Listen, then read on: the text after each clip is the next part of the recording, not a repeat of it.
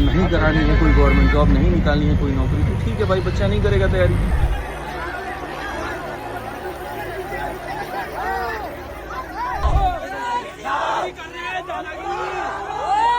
दिल्ली के रामलीला मैदान में 24 अगस्त की रात को एसएससी प्रोटेस्ट के दौरान जमा छात्रों को हिरासत में लिया गया। प्रोटेस्ट को कवर कर रहे पत्रकारों को भी जबरन पुलिस ने वैन में बैठा लिया और लाठीचार्ज की भी खबरें हैं। प्रदर्शनकारियों के मुताबिक इस कार्रवाई में कई लोग घायल हो गए। बारिश के बीच डटे छात्रों ने कहा कि हम सिर्फ अपने हक की आवाज उठाने आए हैं, ये हमारी लड़ाई है, सरकार इसमें कुछ नहीं करेगी, इसीलिए हम यहाँ बैठे हैं और बैठे रहेंगे।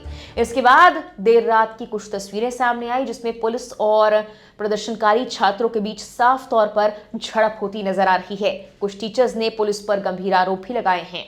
पूरे तरीके से यहाँ पर दिल्ली पुलिस ने अपनी बर्बरता दिखाई है। हम सारे के सारे बहुत शांतिपूर्ण तरीके से अपना धरना दे रहे थे और इन लोगों ने यहाँ पर क्या किया कि सिविल ड्रेस में लोगों को स्टेज पर भेजा जो कि यूनिफॉर्म में नहीं थे, और जाने के बाद वहाँ पर धक्का मुक्की करना, मारपीट करना, लड़कियों को ऐसे मारा है यहाँ पर पूरा कान में की ब्लीडिंग शुरू हो गई है। उसके बाद तुरंत वहाँ पर जो है लड़कों को काफ़ी ज़्यादा मारपीट की गई। आप देख सकते हैं मेरा पूरा शर्ट फटा हुआ है, लॉकेट भी मेरी नहीं है, नाखून भी लगा हुआ है, और मेरे साथ काफ़ी ऐसे बच्चे हैं यहाँ पे, उनको ले जा रहे हैं कमला नगर पुलिस स्टेशन में लेके जा रहे हैं। यहाँ सवाल ये है सरकार से कि करना क्या चाहती है। दरअसल देश भर के अलग अलग हिस्सों से आए हजारों की संख्या में एसएससी छात्रों ने दिल्ली के रामलीला मैदान में रविवार सुबह 10 बजे से अपना प्रदर्शन शुरू किया। उनके पास शाम 5 बजे तक का वक्त दिल्ली पुलिस के द्वारा दिया गया था। परमिशन थी, बड़ी संख्या में छात्र प्रदर्शन कर रहे थे, लेकिन निश्चित समय के बाद कुछ छात्र वापस चले गए। हालांकि करीब 100 छात्र रामलीला मैदान में रात को भी रुक गए और प्रदर्शन चलता रहा, जिसके बाद दिल्ली पुलिस वहां पर पहुंची और बताया जा रहा है कि पहले वहां की बिजली काटी गई, उसके बाद छात्रों को हटाने की कोशिश की गई। छात्रों का आरोप है कि दिल्ली पुलिस के साथ उनकी बहस हुई और दिल्ली पुलिस ने उन पर लाठीचार्ज भी किया। डीसीपी सेंट्रल दिल्ली निधिन वाल्सन के मुताबिक 44 छात्रों को हिरासत में लिया गया, जिन्हें बाद में छोड़ दिया गया। हालांकि पूरे मामले पर राजनीति तेज हो गई। कांग्रेस का कहना है केंद्र सरकार के इशारे पर दिल्ली पुलिस ने छात्रों पर लाठीचार्ज किया। फिलहाल रामलीला मैदान में किसी भी छात्र को इकट्ठा होने की परमिशन नहीं दी गई। रामलीला मैदान में बड़ी संख्या में दिल्ली पुलिस के जवानों को तैनात भी कर दिया गया। छात्रों की ओर से कहा गया कि उन्हें 24 और 25 अगस्त की सुबह 10 से शाम 5 तक का शांतिपूर्ण विरोध प्रदर्शन करने का परमिशन का टाइम मिला था। उन्होंने पुलिस से कहा कि किसी भी परिस्थिति में शाम 5 बजे तक प्रदर्शन चलेगा और उसके बाद आगे नहीं बढ़ेगा। हालांकि छात्र दूर दूर से आए थे और रात को प्रदर्शन करने की परमिशन नहीं थी, लेकिन वहां पर कुछ छात्र रुक गए। इस बीच कुछ पत्रकार उन्हें कवर भी कर रहे थे।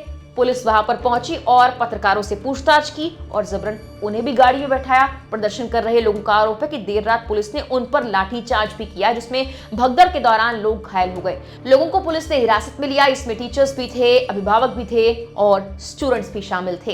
हालांकि दिल्ली पुलिस ने लाठीचार्ज के आरोपों से साफ इनकार किया है। डीसीपी सेंट्रल निधिन वाल्सन की ओर से जारी बयान में कहा गया कि रामलीला मैदान में करीब 1500 प्रदर्शनकारी जुटे हुए थे। इनमें लगभग 100 लोग समय सीमा के बाद भी वहां पर रुके रहे। बार बार उनसे कहा गया, ऐसे में मजबूरन 44 प्रदर्शनकारियों को डिटेन किया गया। बाकी लोग शांतिपूर्वक चले गए। बाद में 44 लोगों को रिहा कर दिया गया। हालांकि जो तस्वीरें सोशल मीडिया पर सामने आ रही हैं, उनमें साफ तौर पर दिखाई दे रहा है कि किस तरह से दिल्ली पुलिस के जवान और प्रदर्शनकारी छात्रों के बीच में झड़प जैसे हालात बन गए हैं। वहीं इस प्रदर्शन के दौरान टीचर्स और प्रदर्शनकारियों का कहना था कि कुछ छात्रों को उनके घरों से 400 से 500 किलोमीटर दूर परीक्षा केंद्र दिए गए थे। इतने दूर सेंटर दिए जाने की वजह से वो काफी परेशान थे। एसएससी ने छात्रों को इतनी दूर सेंटर दिए जिसमें उनका वक्त पैसा तो बर्बाद हुआ। इसके बाद कई छात्रों को ये पता लगा कि बिना सूचना के परीक्षाएं रद्द भी कर दी गई हैं और इसको लेकर पहले भी छात्र प्रदर्शन कर चुके हैं। तब भी लाठीचार्ज जैसी ही खबरें आई थी, लोगों को हिरासत में लिया गया था और 24 अगस्त की सुबह हो रहे प्रदर्शन के दौरान भी इस तरह के आरोप पुलिस पर लगाए गए। इस दौरान लोकमत की टीम भी वहां पर पहुंची थी। प्रदर्शनकारी टीचर्स और छात्रों से हमारी टीम ने बात की। उन्होंने क्या कुछ आरोप लगाए, क्या कहा, वो आपको हम सुनवाते हैं। हमारे साथ राकेश सर हैं जो ऐसे छात्रों के समर्थन में बात करने के लिए अपना रखने के लिए आए हैं। सर, आज एसएससी के छात्रों का आज प्रदर्शन है। पिछली बार आप लोगों की जितेंद्र सिंह से बात हुई थी, मंत्री पीएमओ मंत्री, क्या बात हुई थी? सर, हमने जो उस समय मुख्य मांगे थी 5 मांगे, उनको हमने रखा था और उनमें से कुछ को उन्होंने मान भी लिया था। लेकिन उसके बाद फिर जो स्टेनो का पेपर हुआ, इसमें भी दिक्कतें आई। सिलेक्शन फेज में तो दिक्कतें थी ही थी और अब जो है वो हालत ऐसी है कि अगर इसी तरीके से पेपर होते रहे तो व्यवस्थाएं बहुत बुरी हो जाएंगी। तो जितेंद्र सिंह तो आश्वासन दे रखे थे ना कि हाँ भाई आपकी जो मांगे हैं, आप लोगों ने भी कहा कि नहीं, सर ने बहुत आश्वासन दिया है कि वो डेफिनेटली एक हफ्ते में करेंगे। फिर कहाँ बात बिगड़ गई? नहीं, वो चीज़ उतने अच्छे से मानी नहीं गई जितनी माननी चाहिए थी। कुछ चीज़ें ज़रूर मानी गई, और सबसे बड़ी चीज़ है कि अगर इसी तरीके से एग्ज़ाम होता रहा तो अब 28 लाख बच्चों ने फॉर्म भरा हुआ है सीजल में, उसमें बहुत बड़े लेवल पे दिक्कत आ जाएगी। और इस बार हम ये नहीं चाहते कि व्यवस्था खराब होने के बाद आवाज़ उठाएं। व्यवस्था तो ऑलरेडी खराब हो चुकी है, तो हम पहले ही उस आवाज़ को बुलंद करना चाहते हैं। तो क्या क्या जो मांगे उन्होंने मानी है, जो नहीं मानी है, उनमें क्या क्या आपकी जो प्रमुख देखिए, मांगे सबसे थी? पहली चीज़ तो हम मेरी तरफ से तो ये है, बाकी जो स्टूडेंट्स का प्रोटेस्ट है उन्होंने पूरी तरीके से लिखित है, मैं आपको बताएंगे भी कि जो सिलेक्शन फेज में बहुत सारे टीचर्स ने जो दिखाए हैं कि स्क्रीनशॉट आने लग रहे हैं, पूरे का पूरा कंप्यूटर मिररिंग होने लग रही है, उसकी सीबीआई जांच होनी चाहिए। अच्छा। क्योंकि चोरी हुई है ये पता चल गया, लोगों ने दिखाया है, लेकिन चोर कौन है उनके ऊपर कार्रवाई होनी चाहिए। अब हम वेंडर बदलवाने की मांग कर ही रहे हैं, लेकिन वेंडर बदलने से भी जो चोर हैं उनके ऊपर तो फर्क नहीं पड़ेगा। तो हम पूरी तरीके से परिवर्तन चाहते हैं। हम ये भी चाहते हैं कि वेंडर बदले, हम ये भी चाहते हैं कि जितनी गड़बड़ियां हुई हैं उनकी सीबीआई जांच भी हो, और जो सबूत टीचर्स लोगों ने दिखाए हैं, कुछ स्टूडेंट ने भी दिखाए हैं, तो उन सारे सबूतों के ऊपर कार्रवाई हो, ये पता चले कि वो गलत काम कैसे हुआ। कौन से वेंडर हैं जिनको आप लोग बदलना चाहते हैं, किनको वापस वेंडर में लेके आना चाहते हैं? देखिए, हमारा सवाल तो एसएससी से है, ठीक है, ना तो हम टीसीएस को वापसी चाह रहे हैं, ना हम एडिक्विटी को चाह रहे हैं। हम ये चाह रहे हैं कि बच्चों का पेपर तरीके से हो जाए, वो आपकी जिम्मेदारी आप कैसे करा सकते हैं। तो जब सरकार से आपने ये बातें रखी, सीबीआई जांच मांगे रखी, वेंडर चेंज करने की बातें रखी, तो उधर से क्या जवाब आया था आप लोगों को उसके? उस समय हमें ये कहा गया था कि आप ये ज्ञान हमें मत दीजिए कि वेंडर कौन है, कौन पेपर कंडक्ट कराएगा, आप ये बताइए कमियां क्या हैं।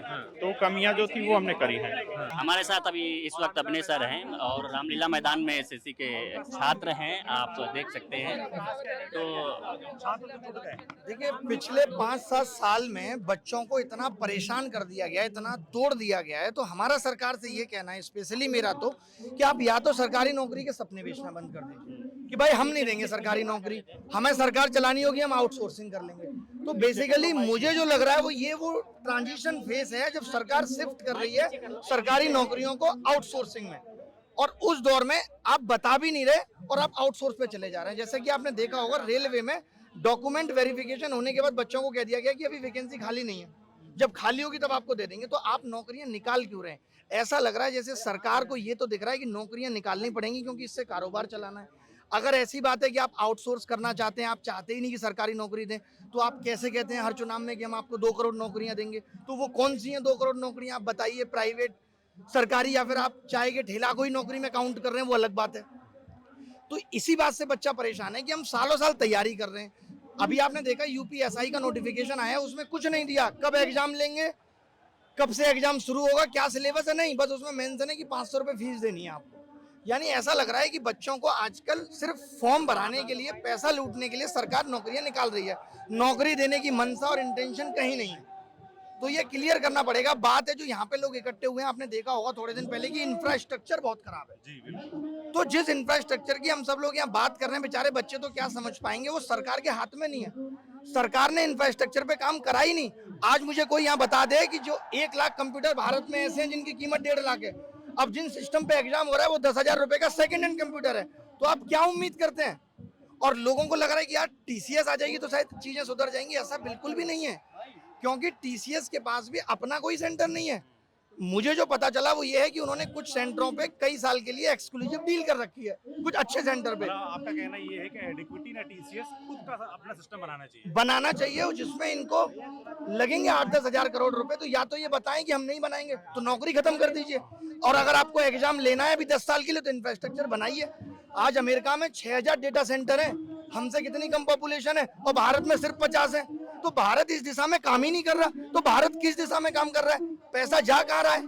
सर, ये विरोध प्रदर्शन जो है आंदोलन का रूप लेता जा रहा है, क्या सरकार की तरफ से अभी तक कोई प्रतिक्रिया आई? इतना बड़ा आंदोलन आप कर रहे हैं, अभी तक सरकार की तरफ से सरकार के कान पे जूं नहीं रेंगती। को हंसते हुए 10 चीजें आप बताओगे, उसमें से 4 कह देंगे कि हम ठीक कर रहे हैं। क्या तैयारियां हैं उनके लिए? ये उनके एजेंडा होता है ना हर एक सरकार का, तो ये उनके एजेंडा का हिस्सा ही नहीं है। सर, क्या तैयारियां हैं? सर, तैयारियां क्या है? नहीं, उसके बाद बदलाव ऐसा नहीं है। जैसे ये बात हुई थी कि 100 रुपए आप गलत क्वेश्चन का पूछते हो, तो अब इन्होंने बोला है कि हम एक रिफंड मैकेनिज्म बना रहे हैं। तो अभी ये सब नहीं, हम रिफंड मैकेनिज्म बना रहे हैं, पैसा रिफंड करेंगे। तब तक नहीं बन पा रहा है कुछ दिनों के लिए, तब तक आप 50 रुपए दे दीजिए एक क्वेश्चन। तो चीजें दिख तो रही हैं, लेकिन प्रॉब्लम एक नहीं है, बहुत है। पूरा एग्जाम सिस्टम खराब है। तो पिछली सर, बार क्या तो सर आपने गुरुवार कहा से था, आप लोगों डटे ने कहा रहेंगे था इस कि बार? सरकार हटेंगे नहीं, आप बन मानेंगे? रही है, 1 महीने 2 महीने में चीजें सही होंगी, इसलिए हम वापस ले रहे हैं। एक दो महीने में तो चीजें सवाल नहीं उठता सही होंगी। फिलहाल के लिए इस वीडियो में इतना ही।